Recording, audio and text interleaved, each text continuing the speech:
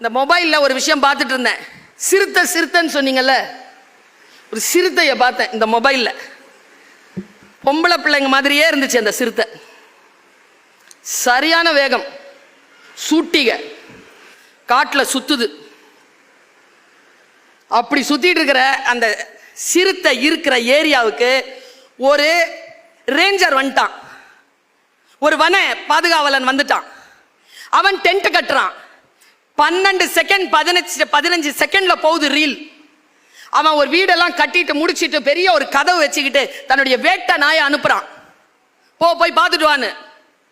வேட்டை நாய் போய் ஏதாவது மிருகங்கள் இருக்கான்னு பார்த்துட்டு வருது.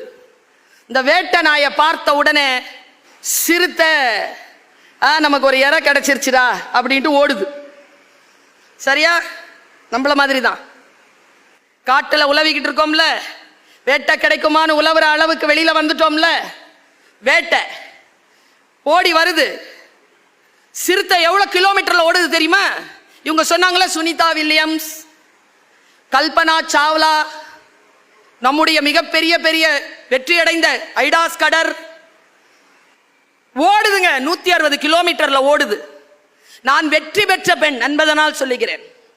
சில உயரங்களை தொட்டவள் நான் என்பதனால் சொல்லுகிறேன். புகழ் என்றால் என்ன என்று ருசித்தவள் என்பதனால் சொல்லுகிறேன்.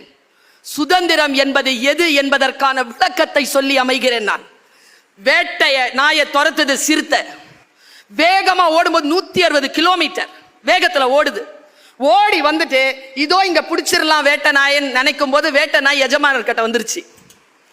எஜமானர் பக்கம் போகாம நேரா ஒரு ரூம் திறந்து இருந்தது, அந்த ரூம்குள்ள போயிடுச்சு வேட்டை நாய்.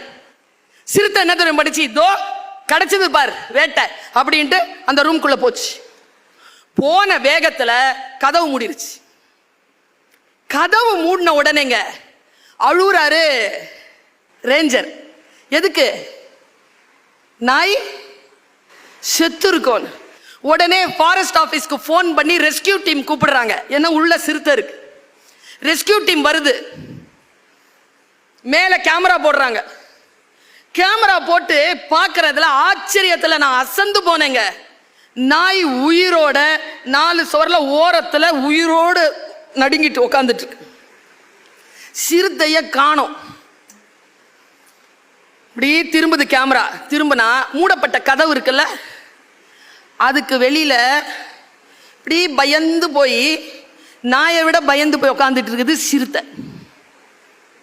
இந்த கேமரா எடுத்து அவன் ஒரு டயலாக் சொன்னான். அதான் நமக்கு பாடம். அவன் சொன்னான், வேட்டை, பசி, வெற்றி இதையெல்லாம் அடைந்து விட வேண்டும் என்றுதான் சிறுத்தை வேட்டை நாயை துரத்தியது. என்றைக்கு தன்னுடைய இறை கை பிடித்தவுடன் அந்த வினாடியில் தன் சுதந்திரம் பறிபோய் விட்டது என்று அந்த சிறுத்தைக்கு புரிந்து போனதோ, அதற்கு வேட்டை வேண்டாம், அதற்கு பசி இல்லை, அதற்கு எந்த சலுகையும் வேண்டாம், அது சுதந்திரத்திற்காக காத்திருக்கிறது என்று சொல்லி அவன் சொன்னான் பாருங்க.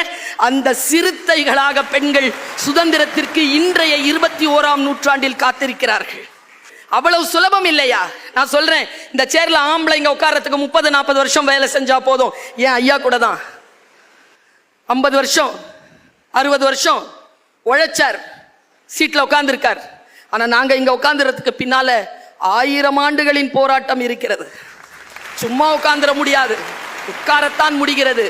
இன்னும் கோலோச்சுவதற்கு வாய்ப்பில்லை. ஒன்று, பெண்கள் தயாராக இருக்க வேண்டும். அவர்கள் சில விஷயங்களுக்கு நோ சொல்ல வேண்டும். இந்த சமுதாயம் தயாராக இருக்க வேண்டும். அவர்கள் பெண்களை பார்க்கக்கூடிய பார்வை மாற வேண்டும்.